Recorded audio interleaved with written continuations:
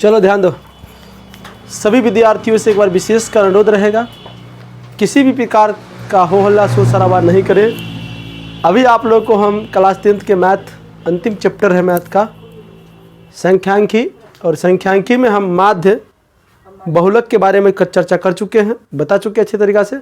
अभी हम आप लोग को जो बताएंगे वो माध्य पढ़ाएंगे, और माध्य को बताएंगे ऐसे कैसे कैसे क्वेश्चन आता है, इसमें सारे चीज़ के बारे में समझाएंगे। आप लोग वीडियो पे शुरू से लेकर अब तक बने रहिए, आपको सब कुछ समझ में आएगा।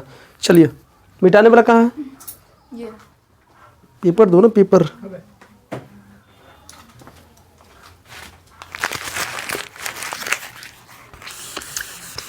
चलो ध्यान दो, एग्ज़ाम बहुत नज़दीक है। सभी विद्यार्थियों को हाथ जोड़ कहते हैं कि आप लोग पढ़िए, घर पे कम से कम मेहनत कीजिए, लेकिन प्रेशर लेके नहीं पढ़ना है, समझे ना? प्रेशर कुकर मत बनिए, मज़ा नहीं आएगा पढ़ने में, तो समझे क्या? चलो ध्यान दो, सब विद्यार्थी ध्यान दीजिए हमारी बात को। चलो बोर्ड पे आ जाओ। माध्यक, आप माध्य पढ़े थे तो सभी प्रेक्षणों का योग बटा प्रेक्षण की संख्या होता था। प्रेक्षण मतलब डाटा, जो आंकड़ा दिया जाता था। उसके बाद बहुलक पढ़े हम लोग, आंकड़ा में जो सबसे अधिक बार जो संख्या आता था वो बहुलक कहलाया। नहीं, प्रायिकता बारंबार था, फ्रीक्वेंसी जब दिया जाता है तब कैसे निकाला जाता है। अब उसी प्रकार से हम लोग पढ़ेंगे, एक डाटा लेते हैं, डाटा पर सोचते हैं कि माध्यक क्या होता है। थोड़ा हार्ड होता है, बस थोड़ा हार्ड होता है, ध्यान दीजिएगा थोड़ा। देखो, आपको एक आंकड़ा दिया हुआ है, डाटा को आंकड़ा दिया हुआ है। आंकड़ा मान लीजिए ये दिया हुआ है, देखो 2, 4, 6, 1, 9, 10, 12, 3, 7, ये मान लीजिए आंकड़ा दिया हुआ है। क्या दिया हुआ है? हाँ, बताते रहना जो छूटेगा सो, समझ गया? बस कहाँ चांद में छूट गया? आंकड़ा, ठीक तो है, आंकड़ा आप है वो आंकड़ा क्या होता है? आंकड़ा 50 बिंदु होता है, हम तो अभी तक नहीं देखे हैं, देख लेते हैं। आंकड़ा ठीक है। ए भाई आप लोग फरिया लेना सब।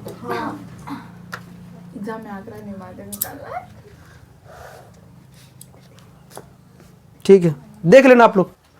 हमारा सिर्फ काम है पढ़ाना, शुद्ध तरीका से आप लोग पढ़िए, समझ गया? चलो ध्यान दो, अब समझो, किसी भी आंकड़ा का अगर माध्यक ज्ञात करना है, माध्यक है ना? हाँ, माध्यक अगर ज्ञात करना है तो करना क्या है? सबसे पहले आंकड़ा को आरोही या अवरोही क्रम में सजाना है। आरोही क्या होता है? ये किसी लड़की का नाम नहीं है। आरोही या अवरोही, आरोही का मतलब बढ़ते क्रम, अवरोही मतलब घटते क्रम। घटते क्रम, अब देखते हैं, देखो जैसे अगर आप 1, 2, 3, 4, 5, 6, 7 गिनते हैं तो ये बढ़ते जा रहे हैं। नहीं, जैसे 10, 9, 8, 7, नहीं, पहले ज़माना में हम लोग जब पढ़ते थे तो सैया 99 पढ़ाया जाता था। नहीं, आज तक लाइफ में उपयोग नहीं है सैया 99, 98, 97, 96, 95, 94, 93, 94, 91, 80, 89 इसे कोई उपयोग है नहीं, फालतू चीज़ पढ़ा रहा था, समझे ना? देखो कभी कभी क्या होता है, पढ़ाई लिखाई में कुछ चीज़ फालतू हो जाता है, समझे ना? तो लेकिन अब पता लगता है कि वो जो गिनती था अवरोही में था, अभी जो गिनती था आरोही में। 1, 2, 3, 4, अगर आप लोग पहुंच गए 100 पर तो क्या होगा? आरोही, उसके बाद उधर से गिनती आओ अवरोही। तो किसी भी आंकड़ा का अगर आप लोगों को माध्यक ज्ञात करना है तो जो आंकड़ा दिया रहेगा पहले क्या करना है आपको? आरोही या अवरोही क्रम में सजाना है। तो हम लिख देते हैं, समझोगे ना? आंकड़ा माध्य ज्ञात करने के लिए, माध्यक ज्ञात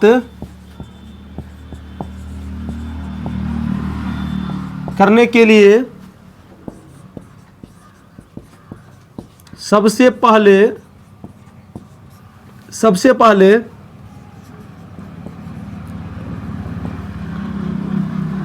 आंकड़ा को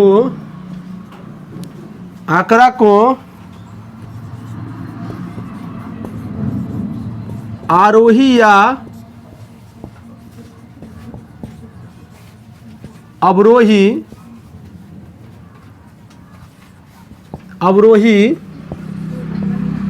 क्रम में सजाते हैं। क्लियर है? हाँ। समझा क्या? आपको क्या करना है, हमने नोट में लगा दिए हैं आपको। ये चीज़ आपको लिखना नहीं है, बस समझना है। आप लोगों को समझाने के लिए ऐसा बोल रहे हैं हम। एग्जाम में लिखना नहीं है आपको, समझे ना? करना क्या है, ये डाटा दिया हुआ है, इस डाटा को आरोही या अवरोही क्रम में सजाना है। तो चलो हम लोग सजाते हैं। देखो अभी बोलो, अब सबसे पहले क्या लो, हम लोग क्या करते हैं, आरोही में सजाते हैं, बढ़ते क्रम।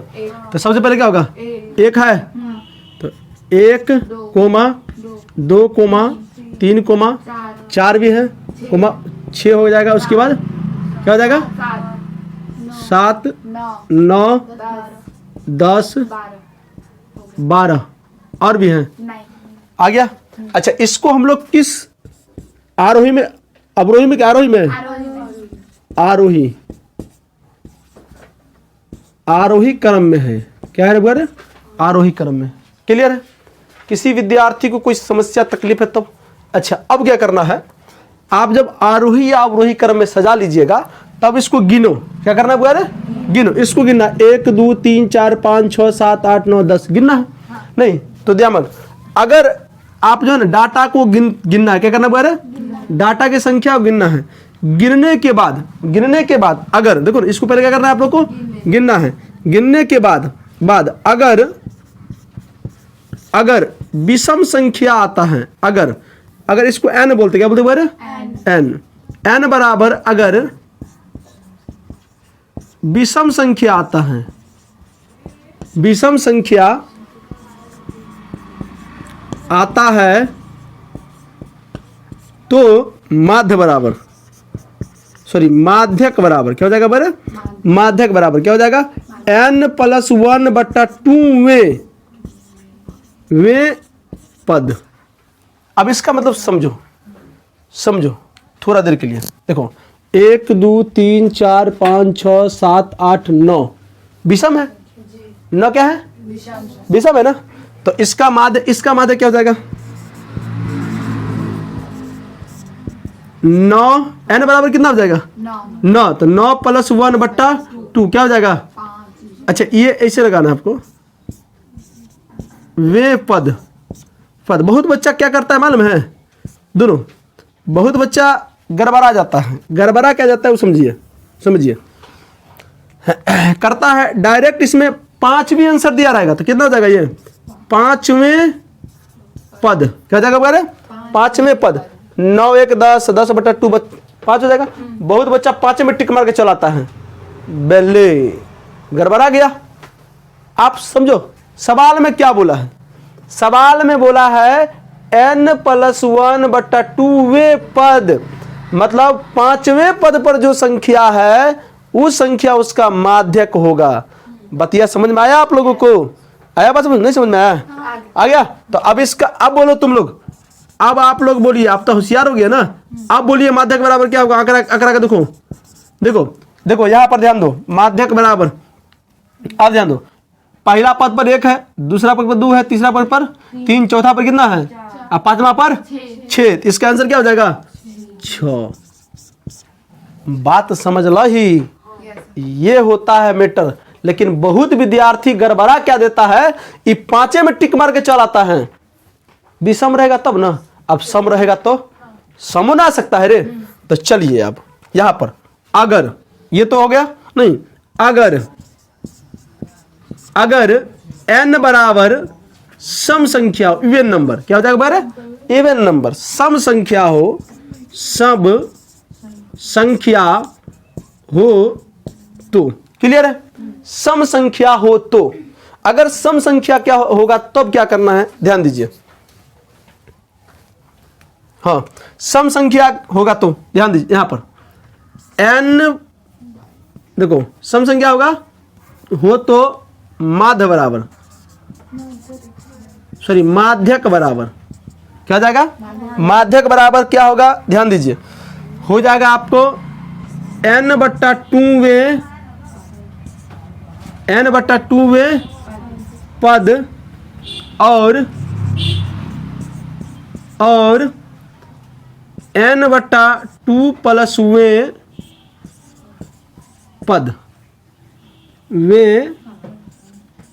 पद का समांतर माध्य होगा। अरे यहाँ तक दिखाई पड़ेगा रे, देखो ना, दिख रहा हाँ दिख रहा है, बहुत होगा। बात समझे इसे? ये बात नहीं समझेंगे आप लोग। अब समझो, विद्यार्थी गड़बड़ देखो, अगर विषम होगा तो देखो विषम वाला क्लियर है कि अच्छा है, विषम वाला बच्चा मार देता है, लेकिन सम संख्या जब आ जाता है तो ये समांतर माध्य है, बच्चा यही फंस जाता है। समांतर जो माध्य है बच्चा यही फंस जाता है। ये आखिर क्या है? ध्यान दो, ध्यान देने वाली बात है।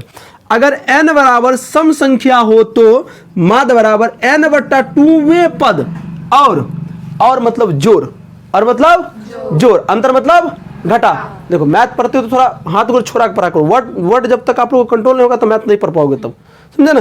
देखो तो n/2वें पद और n/2 + 1 वे पद का समांतर माध्य होगा, अब ध्यान दीजिए, इसका एक सवाल बना के देखते हैं, नहीं इसी सवाल को बना के देखते हैं।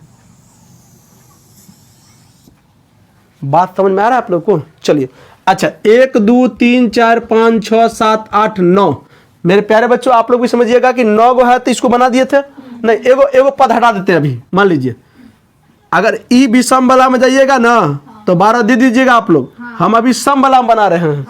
अब कितना हो गया देखो, 1 2 3 4 5 6 7 8, तो n बराबर कितना हो गया? 8 हो गया। इसका माध्यक ज्ञात करोगे ना, इसका माध्यक क्या होगा? ध्यान दो, इसका माध्यक होगा, माध्यक बराबर जो होगा वो n/2 मतलब 8/2 वे पद और मतलब जोड़, और मतलब जोड़। या अभी नहीं समझो तो कोई दिक्कत नहीं, ये अभी तक यही रहने दो। और 8/2 + 1 वे पद का समांतर माध्य। चलो अब ध्यान दो, इधर सब विद्यार्थी ध्यान दीजिएगा, ये कितना होगा? कितना आ जाएगा? चौथे पद और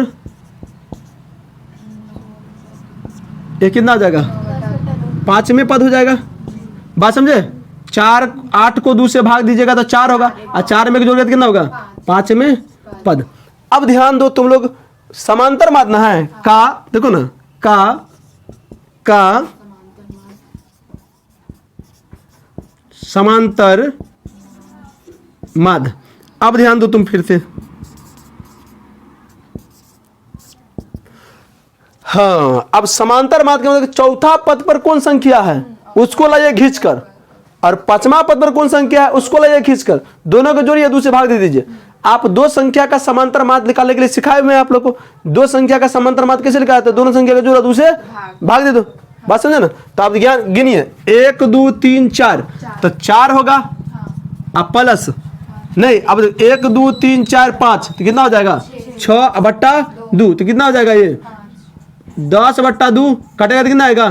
5। इसका आंसर 5 आ जाएगा। कितना जाएगा बोले? 5। ये है लोचा बनाने का।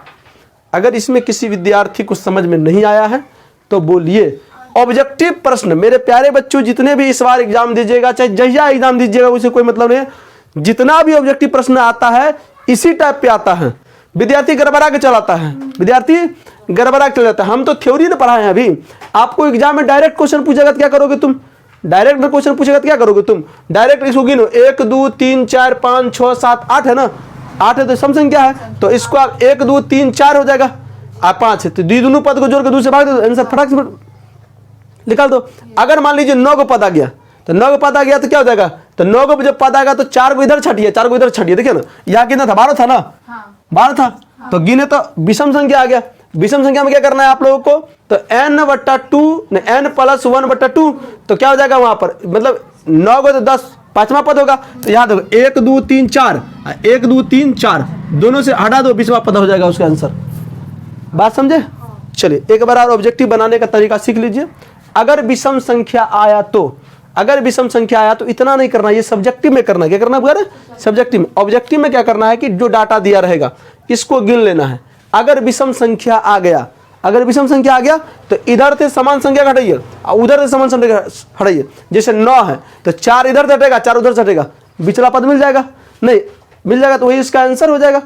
अब चलिए सम संख्या आता है तो सम संख्या आएगा, जैसे यहां पर हमने 12 हटा दिए, सम संख्या आएगा, तो सम संख्या में 8 है, तो 8 को तो भाई आप बीच में कुछ करेंगे तो 0 बचेगा। तो इसी स्थिति में क्या करना है, तो 8 को मैं ध्यान दो कि 3 को पद इधर से हटाओ और 3 को पद उधर, 3 3 6 2 बीच लगे था, दुगो के जोड़ोगे तो 8 हो जाएगा।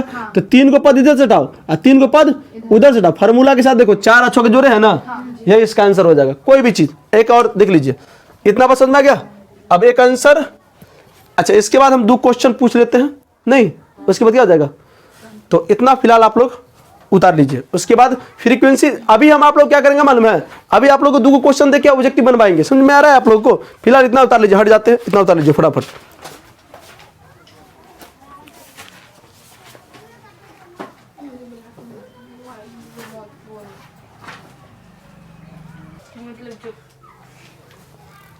चलो ध्यान दो, अभी हम लोग देखे थे कि जब फ्रीक्वेंसी नहीं दिया रहता है, बारंबारता नहीं दिया रहता है, तब आप लोगों को माध्यक कैसे ज्ञात करना था। नहीं, कोई डाटा दिया रहता है, डाटा को पहले सबसे पहले आरोही क्रम में सजा दीजिए या अवरोही में।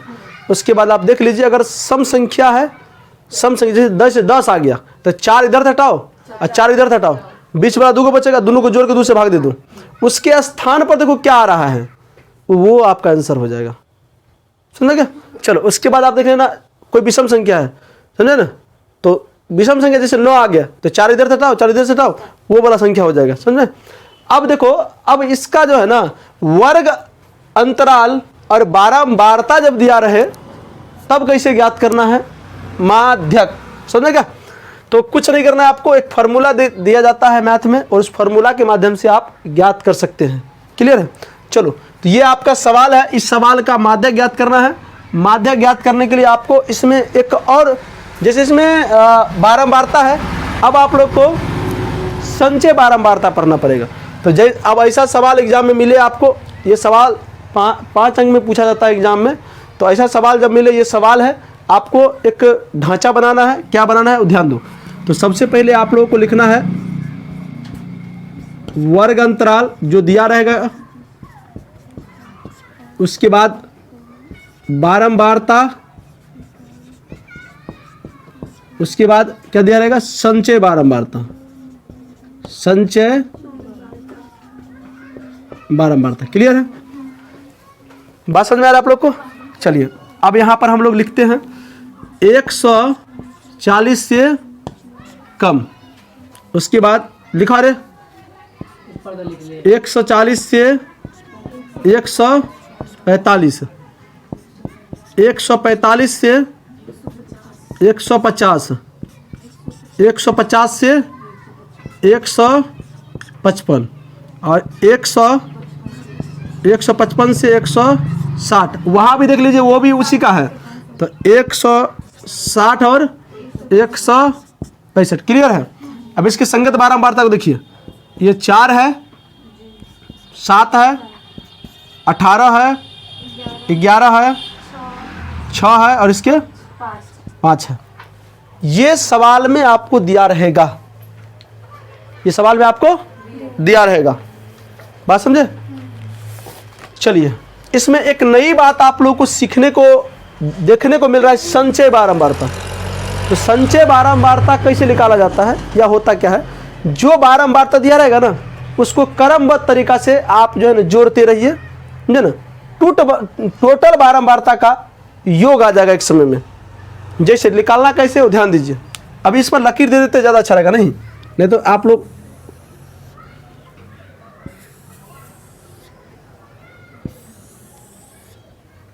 हल्का होता है, ध्यान दो।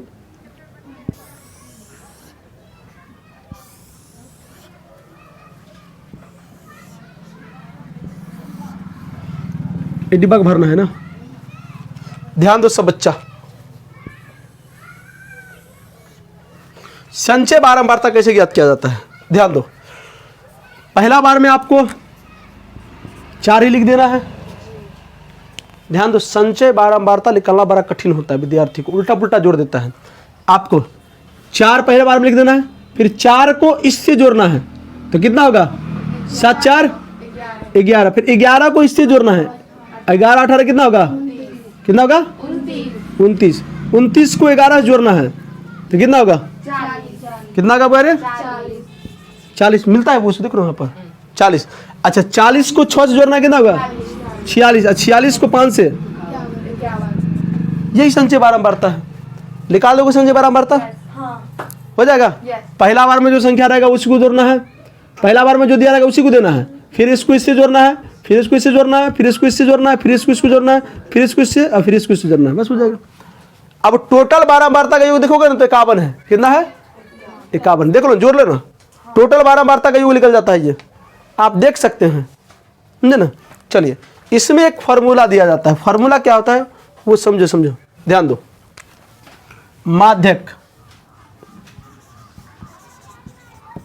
माध्यक का फार्मूला होता है L plus N/2 minus CF/F गुने में H, ये माध्यक निकालने का फार्मूला है।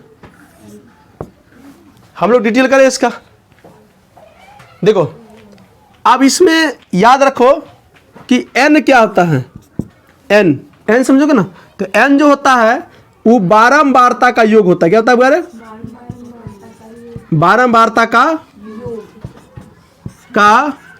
कुल योग। अच्छा कुल योग इसमें कितना है 51, देखो ना 51 कितना हो जाएगा 51, N/2 कितना हो जाएगा 51/2 का मतलब क्या, 51/2 का मतलब कितना आएगा 50, 25 दूना 50 होता है, तो सारे 25 होगा, तो कितना हो जाएगा ये।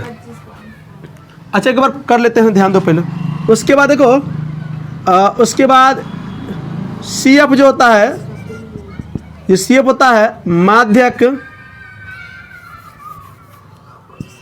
L जो होता है वो होता है माध्यक वर्ग की निम्न सीमा, माध्यक वर्ग की निम्न सीमा। उसके बाद आपको CF जो होता है वो होता है माध्यक वर्ग की ठीक पहले वाली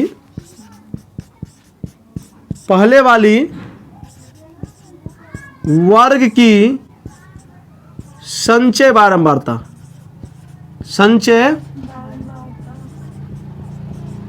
बात समझ में आ रहा है आप लोग को।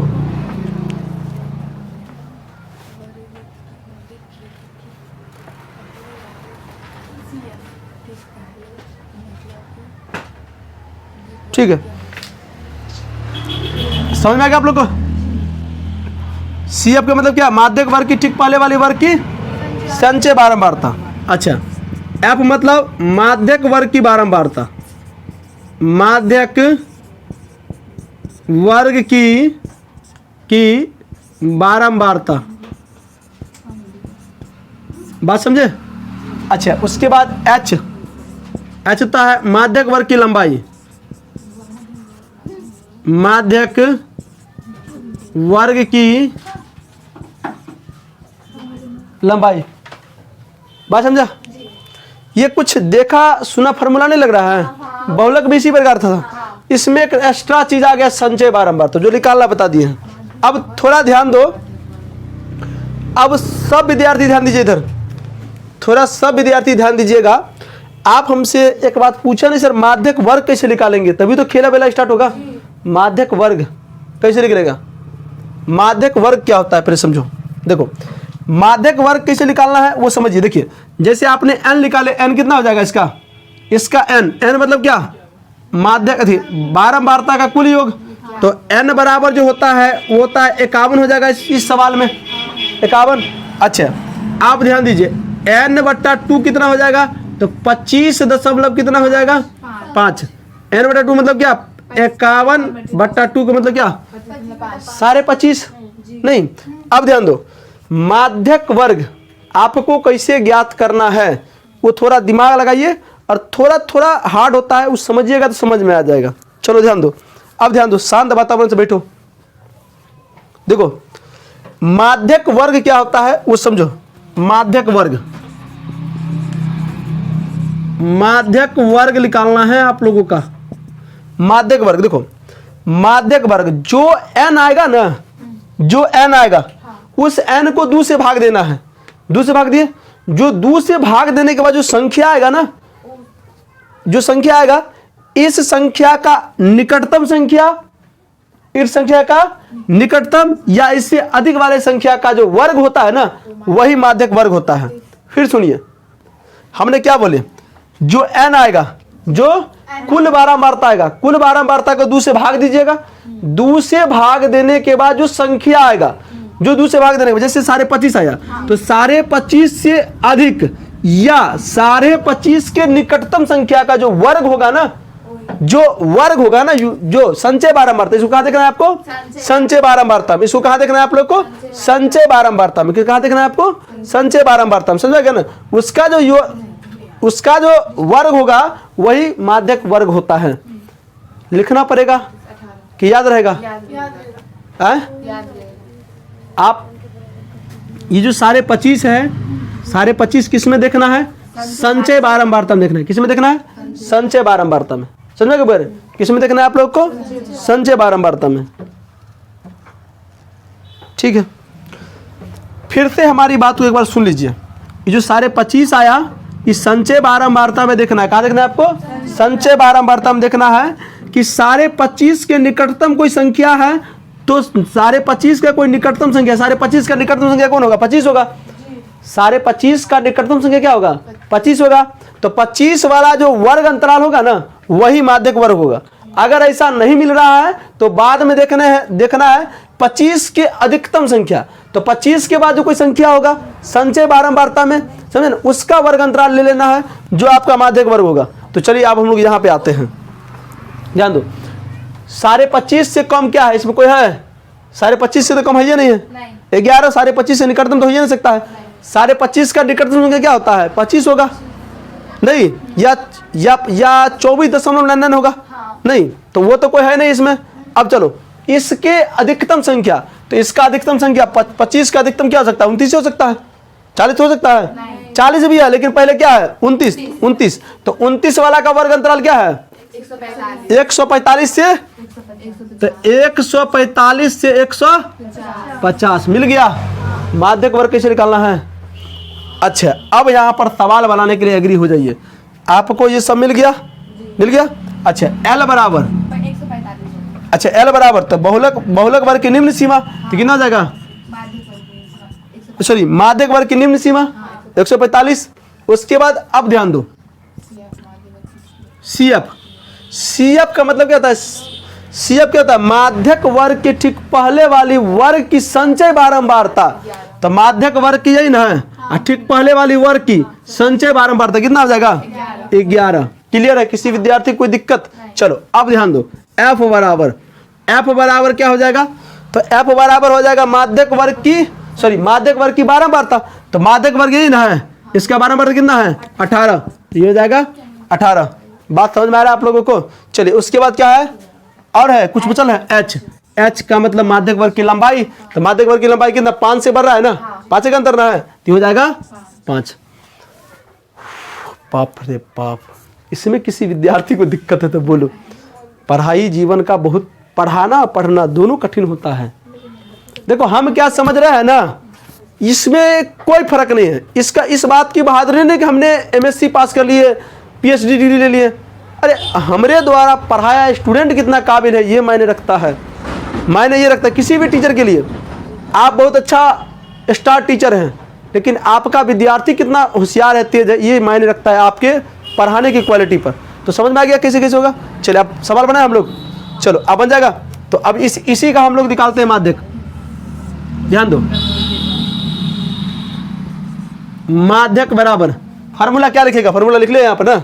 एल का मान कितना है, एल का मान कितना होगा 145 प्लस नहीं n/2 का मान कितना है 25.5 कितना हो जाएगा 25.5 माइनस CF का मान कितना लाए हम लोग 11 बट्टा में क्या लिखाएगा कितना लिखाएगा F ना है, F का मान कितना है 18। वेरी गुड, वाह 18 गुना में कितना आएगा 5। अब इसका सॉल्यूशन नहीं कर लेगा तुम लोग, इसका सॉल्यूशन कर लेगा 145 प्लस 25.5 में से 11 जाएगा कितना बचा, जल्दी बोलो 14.5 14.5 होगा, हाँ 14.5 होगा। तो यह जाएगा 14.5 गुने 5 बट्टा 18। इसका सॉल्यूशन कीजिएगा, आपको आंसर आ जाएगा। कितना आंसर है देखो तो, हाँ इसका इस पूरे का सॉल्यूशन आएगा आपको, देख लीजिए इसका पूरे का सॉल्यूशन है, इस पूरे का सॉल्यूशन कितना आएगा 72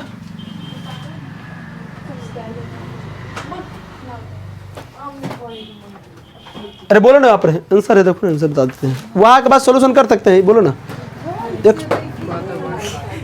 अलर्ट करो क्या हो जाएगा 72.5 बट्टा 8 नहीं उसके बाद क्या होगा बोले 18 हाँ 18 हाँ 149 ये डायरेक्ट इसका सॉल्यूशन करोगे ना तो कितना आ जाएगा 0.03। ये आंसर आ जाएगा आपका, देख लिया ये आंसर आ जाएगा आपको, आंसर आ जाएगा। चलो इतना आप लोग उतार लीजिएगा, इतना आप लोग उतार लीजिएगा, उतार ले हट जाते हैं आप लोग, इतना उतार लीजिए। समझ में क्या